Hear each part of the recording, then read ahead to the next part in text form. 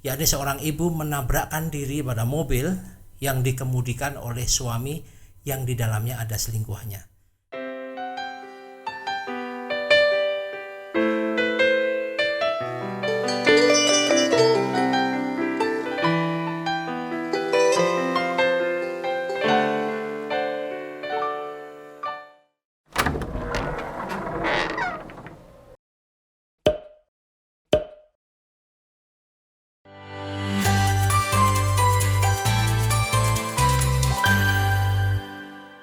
Sobat Harmoni, berjumpa lagi dengan saya Alfonso De Ponco dalam program Di Balik Kamar. Bagaimana kabar Anda hari ini? Harapan dan doa saya Anda dalam keadaan sehat, meskipun saat ini kita sedang menghadapi pandemi COVID-19. Tetap jaga kesehatan, bersukacita selalu, dan tetap antusias. Nah Sobat Harmoni, pada edisi kali ini kita akan membahas tentang satu kejadian yang lagi viral begitu, yakni seorang ibu menabrakkan diri pada mobil yang dikemudikan oleh suami yang di dalamnya ada selingkuhannya. Nah, bagaimana kondisinya? Coba kita akan melihat video berikut ini. Silakan Mas Jufren.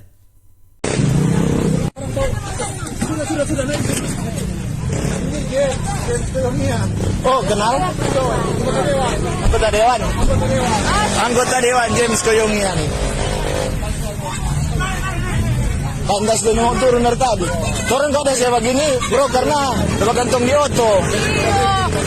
Gak tahu. Karena dia nak gantung di auto tuh nggak berhenti.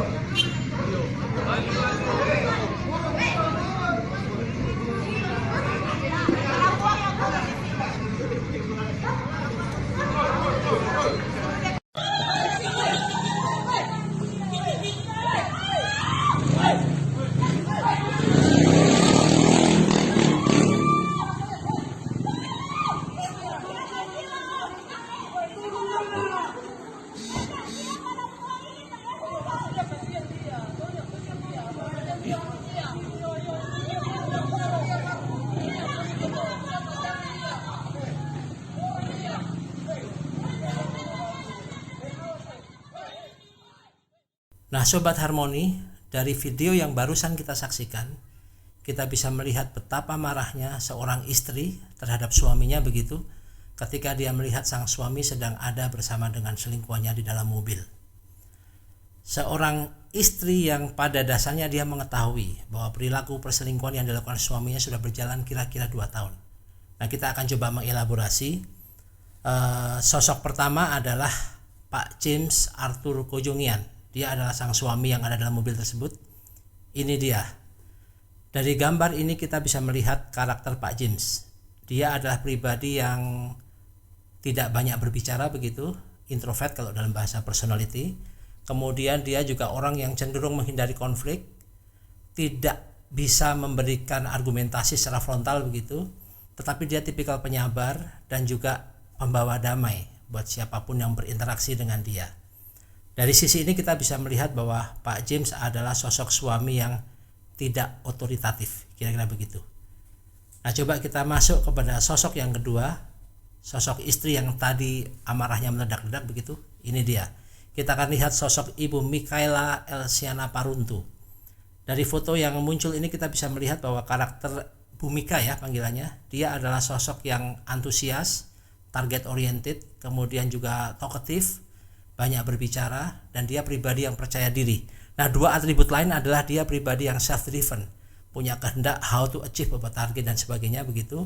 Kemudian yang keempat dia demanding itu artinya menuntut begitu ya, dalam konteks suami istri mungkin dia banyak tuntutan kepada suami dan sebagainya. Nah coba kita lihat sosok yang ketiga. Ini dia, namanya Angel Sepang. Dia adalah pasangan selingkuhan atau teman selingkuhan dari Pak James yang ada dalam mobil tadi. Usianya masih muda, 18 tahun, tetapi dalam catatan sesuai dengan keterangan dia yang ditayang di medsos begitu ya, dia sudah menjalin hubungan perselingkuhan begitu dengan Pak James selama 2 tahun. Dan notabene di dalam 2 tahun perjalanan sudah terjadi 2 kali tangkap tangan, kalau istilah KPK begitu ya. Jadi Bu Mika melihat Angel bersama dengan Pak James ada di Jakarta dan sempat terjadi konflik, tetapi tidak muncul ke permukaan karena bisa diredam begitu. Nah Sobat Harmoni, kalau kita melihat dari sisi tampilan ketiga sosok tadi, ada semacam pertanyaan ya, kurang apa dari pasangan Pak James dan juga Bu Mika. Kalau dari sisi appearance mereka adalah sosok yang terhormat begitu, suami sebagai seorang politikus, kemudian istri adalah seorang akademisi, dia juga adalah seorang dokter, dan pada masa lalunya dia adalah seorang model atau apa namanya itu, dia sebagai top model atau none Sulawesi Utara tahun 2002. Dari sisi appearance, Bu Mika tidak kalah cantik dengan Angel. Tetapi mengapa bisa terjadi perselingkuhan? Coba kita akan bedah dari sisi nuansa kebutuhan pasangan. Ini sangat penting Sobat Harmoni, karena kadang-kadang dalam rumah tangga ada sesuatu yang tidak dikomunikasikan, akhirnya ini menjadi pemantik ketidakharmonisan. Kalau tadi kita bisa bicara bahwa Pak James adalah pribadi yang ngalah begitu, tidak suka berkonfrontasi secara frontal, sementara Bu Mika adalah pribadi yang demanding. Terjadi bahasa teknik di PLN namanya konslet. Jadi hubungan daripada konslet lebih baik salah satu menghindari, dan kompensasinya adalah Pak James menemukan sesuatu pada pribadi Angel. Pertanyaannya begini, apakah Bu Mika bersabar dalam konteks perselingkuhan Pak James dengan Angel? Saya melihatnya dia sudah penuh kesabaran 2 tahun Sobat Harmoni. Dari 2018 sampai dengan 2021 awal ini, bahkan mungkin lebih dari 2 tahun. Maka ketika kita melihat video tadi, sisi pertimbangan, konsiderasi, dan kemudian juga dia melihat kalau dia meledak begitu maka reputasi keluarga akan hancur, kira-kira begitu. Bukan cuma rumah tangga tetapi nama baik Pak James dalam dunia politik, kemudian jangan lupa kedua putra-putri mereka juga akan terpengaruh juga. Tetapi kesabaran ada batasnya Sobat Harmoni. Sampai ketika dia melihat peristiwa yang terjadi Sabtu malam yang lalu, akhirnya dia out of control. Perasaan lebih dominan ketimbang logic thinking, akhirnya meledaklah kemarahan itu. Nah Sobat Harmoni, kalau kita berempati kepada Bu Mika, dia merasa terlukai karena janji suci yang diucapkan oleh Pak James pada belasan tahun yang lalu ketika mereka menikah saat ini teringkari. Nah janji suci itu seperti apa? Inilah melodi yang akan dilantunkan oleh rekan saya.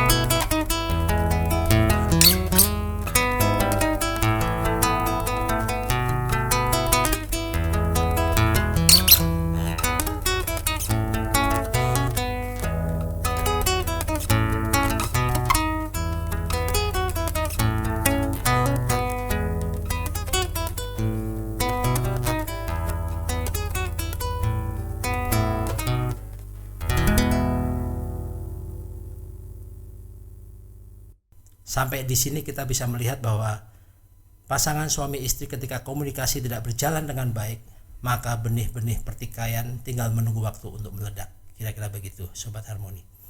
Nah perenungan buat kita apa dalam konteks ini? Saya akan membagikan kepada Sobat Harmoni 2 case penting dalam konteks suami istri. Pertama adalah pentingnya kita mengetahui karakter pasangan kita masing-masing. Apakah terlambat kalau Anda sudah bisa sebagai pasangan suami istri? Andai kata Anda melihat karakter suami saya kok kayak gini ya, karakter istri saya kok kayak begini ya, masih belum terlambat. Dalam konteks ini, di balik kamar siap untuk menjadi konsultan Anda untuk kita bisa membedah berbicara tentang karakter pasangan Anda. Nanti Anda bisa masuk ke website kami di balikkamar.id dan Anda bisa menghubungi tim kami. Kemudian yang kedua adalah pentingnya kita menempatkan diri dalam pergaulan ketika kita sudah sadar bahwa kita posisinya sebagai pasangan suami istri. Seringkali kita bilang begini, gua nggak mungkin selingkuh, gua sudah punya keluarga yang mapan dan kayak nggak mungkin deh gua selingkuh. Jangan terlalu percaya diri Sobat Harmoni, sebab ketika kesempatan itu muncul dan ada kondisi yang Anda sedang tidak nyaman bersama keluarga, maka sebuah keniscayaan bahwa bermain hati menjadi bagian dalam kehidupan Anda. Nah, dalam hal ini saya akan menyampaikan seperti yang saya tulis di dalam buku ini, Sembuhkan Aku dari Selingkuh. Saya menuliskan 3 tahapan. Pertama adalah fase praselingkuh. Apa itu fase praselingkuh? Ketika seseorang bertemu dengan pribadi lain yang bukan pasangan dan mulai muncul kenyamanan, mungkin lewat reuni, mungkin lewat ajang pertemuan dengan teman-teman lama di suatu tempat yang tanpa disengaja begitu, dan akhirnya muncul keinginan untuk bertemu lagi, kopi darat atau ngopi berdua dan sebagainya. Ini fase praselingkuh. Sebagian besar orang bilang begini, gua masih aman, gua cuma ngopi doang, gak ada intensi untuk lebih dalam lagi dan sebagainya. Ingat baik bahwa ketika prinsip kita seperti itu, maka kita tinggal menunggu waktu untuk masuk di dalam intensitas yang lebih dalam, yakni fase kedua, yakni fase selingkuh. Apa yang terjadi? Fase selingkuh diwarnai dengan keterikatan hati. Jadi kalau Anda tidak ketemu dia, Anda tidak berkomunikasi sekarang mungkin lewat WhatsApp atau mungkin lewat sarana medsos lain, ada sesuatu yang hilang. Di sini dibarengi dengan keinginan untuk ketemu dan biasanya, perhatikan baik ini, biasanya dilengkapi atau dibarengi dengan intimasi hubungan layaknya suami istri, kira-kira begitu. Karena dengar baik bahwa saya akan membocorkan 3 rahasia nantinya. Laki-laki, 3 prioritas kebutuhan utama, atau suami dalam hal ini ya, atau laki-laki, 3 prioritasnya pertama adalah sexual fulfillment, pemenuhan kebutuhan seks. Yang kedua adalah perasaan dihargai atau adorasi dari pasangan dan anak-anak. Kemudian yang ketiga adalah recreational sphere atau suasana rekreasional. Maka tidak heran seringkali suami tiap Sabtu atau Minggu pengennya santai-santai di rumah atau mungkin jalan-jalan, mungkin tidak di mall tapi di bengkel atau di lapangan golf dan sebagainya. Ada 3 kebutuhan esensial. Sebaliknya bagaimana dengan kebutuhan seorang istri? Ada urutan yang berbalik ini Sobat Harmoni. Istri punya kebutuhan utama pertama adalah passion, yaitu kehangatan, ketulusan yang dia dapatkan dari suami. Kemudian yang kedua adalah merasa dihargai. Artinya istri tidak dijadikan sebagai tameng saja atau teman konco wingking, kalau orang Jawa bilang hanya teman di belakang saja. Kemudian yang ketiga adalah kecukupan secara finansial. Nah, perhatikan baik. Mungkin sering kita melihat kok ada ya istri yang hidupnya suaminya pas-pasan tapi terbahagia, karena buat dia kecukupan finansial itu nomor 3. Yang penting passion, tetapi tidak ada duit juga bermasalah sebetulnya. Nah, tidak ketemunya prioritas kebutuhan masing-masing ini biasanya kalau tidak dikomunikasikan akan menimbulkan konflik berkepanjangan yang bisa memantik perselingkuhan. Nah, tadi saya bilang bahwa fase kedua adalah fase selingkuh. Di fase ini biasanya orang sudah tidak melihat lagi risiko merusak dari sebuah perselingkuhan. Mungkin pada awal tadi, perhatikan kita kembali ke fase praselingkuh, orang bilang begini, selingkuh adalah selingan indah keluarga utuh. Oke, apakah ini benar kita akan membuktikan nanti. Tetapi ketika kejadiannya seperti yang terjadi pada marahnya Bu Mika tadi, maka selingkuh adalah sekali berpaling keluarga runtuh. Anda mau pilih yang mana? Kalau saya pribadi sebaiknya jangan pilih dua-duanya, jangan selingkuh, kira-kira begitu ya. Nah, pada tahap ketiga atau fase ketiga adalah fase pasca selingkuh. Nanti kita akan hubungkan dengan keterangan Pak James setelah perselingkuhannya diketahui istri begitu. Fase pasca selingkuh diwarnai dengan kesadaran hakiki dari seorang suami atau istri ketika dia berusaha keluar dari kolam perselingkuhan ya, berusaha untuk mengentaskan diri dari kolam perselingkuhan yang dia sadar sebenar-benarnya bahwa ini tindakan main hati yang bisa menyakiti pasangan. Tetapi pada fase ketiga ini butuh satu kondisi untuk kesabaran pasangan ya. Artinya ketika suami sudah berhenti main hati dan terbuka sama istri, belum tentu istri bisa menerima dengan sadar bahwa ini adalah dalam rangka menyatukan kembali hubungan rumah tangga. Nah, di dalam buku saya yang ketiga yang naskah sudah disiapkan dalam judulnya adalah Kiat Menghadapi Pasangan yang Selingkuh. Saya banyak menerima konseling atau diskusi dengan beberapa pelaku perselingkuhan yang berhenti begitu.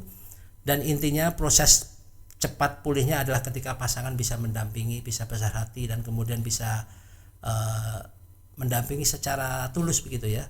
Karena seorang yang sedang sembuh dari perselingkuhan, dia seperti orang yang butuh ditopang, ditopang begitu untuk dia bisa berdiri kembali, kepercayaan diri muncul. Kalau suami, dia akan berperan sebagai suami yang setia begitu. Kalau istri, dia akan berperan sebagai istri yang baik.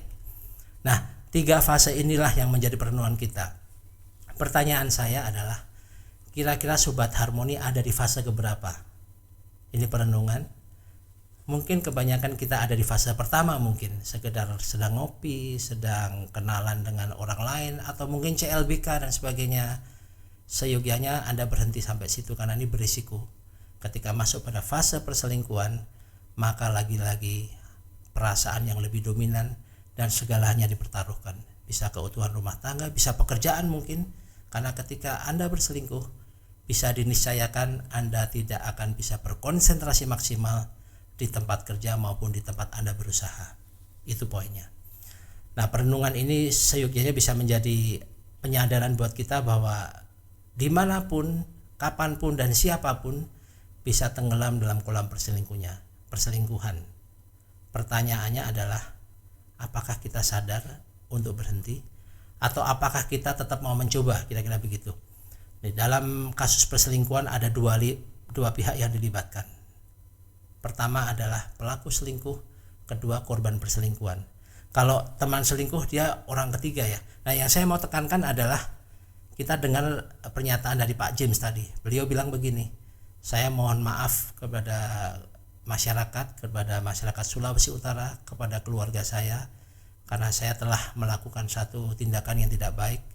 Mudah-mudahan ini bisa menjadi momen bagi saya untuk berubah demi keutuhan bahtera rumah tangga saya.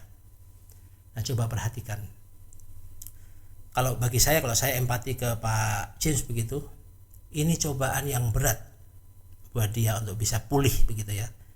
Kalau cobaannya ringan namanya cobain, karena kecil ya. Tapi bagi Pak James, dengan dia berstatement, biasanya kalau politikus dia bisa menetralisir keadaan dengan statement yang menyejukkan begitu ya. Tapi saya bisa melihat dari kedalaman hati Pak James, dia lagi galau juga. Bagaimana dia bisa menutupi dalam tanda kutip aib begitu, karena udah diekspos lewat media, bahkan TV konvensional begitu. Artinya skala nasional sudah pada tahu kasus ini.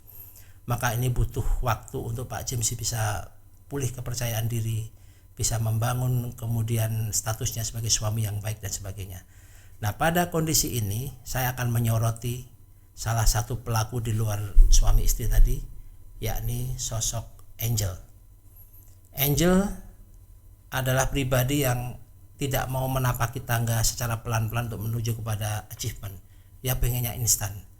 Kenapa saya bisa bilang begitu? Karena dia dengan sesadarnya dia bicara kepada, kalau tidak salah, mama dan neneknya begitu ya.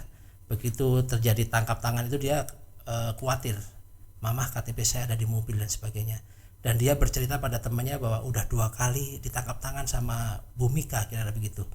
Ini kalau terminologi orang Jawa, Angel itu atau angel begitu ya. Frasanya adalah angel kandhanane, sulit untuk diberitahu. Sampai pada suatu titik kejadian tak terduga ini mungkin pembelajaran yang sangat berharga buat dia. Harapannya adalah bahwa dengan kejadian ini Angel bisa menghargai betapa pentingnya sebuah rumah tangga yang sudah dibangun dengan air mata, kira-kira begitu. Karena suatu saat nanti Angel juga akan berumah tangga, dan biasanya hukum tabur tuai akan terjadi ketika dia menabur benih yang tidak baik dengan menyelingkuhi atau menjadi mitra selingkuh dari Pak James. Maka ada keniscayaan bahwa dia akan menuai dari hal yang lain mungkin. Seyogianya ini menjadi pemantik kesadaran buat kita semua untuk tidak menjadi mitra selingkuh dari pribadi manapun. Kita sebagai suami harus punya kesetiaan kepada istri begitu, demikian juga sebaliknya. Nah, perenungannya diakhiri dengan sebuah statement bahwa suami dengan segala karakternya atau istri dengan segala karakternya itu adalah suatu keniscayaan dalam sebuah rumah tangga. Komunikasi penting. Pesan dari yang kasus tadi adalah Pak James harus berkomunikasi intens dengan Bu Mika tentang ketidaknyamanannya mungkin, apapun itu. Karena kalau dia tidak menemukan sesuatu yang maksimal dalam rumah tangga, dia larinya kepada perselingkuhan tadi. Keterbukaan adalah awal dari pemulihan, tetapi itu saja tidak cukup. Keterbukaan akan diawali dengan rasa malu mungkin, seperti yang dialami Pak James hari-hari ini. Tetapi kalau dia konsen kepada langkah untuk berbuat baik, untuk memperbaiki diri, maka pemulihan itu akan terjadi. Kira-kira seperti itu pelajaran yang kita bisa ambil Sobat Harmoni. Seperti yang sering saya sampaikan, menikahi pribadi yang Anda cintai itu mudah untuk dilakukan. Tetapi ketika Anda harus tetap mencintai pribadi yang sudah Anda nikahi, ini membutuhkan kesetiaan dan komitmen. Saya Alfonso de Ponco, salam harmoni. Nah Sobat Harmoni, agar program di balik kamar ini bisa berkembang, sukses dan lebih kreatif lagi, jangan lupa subscribe, like, and share. Jangan lari ya.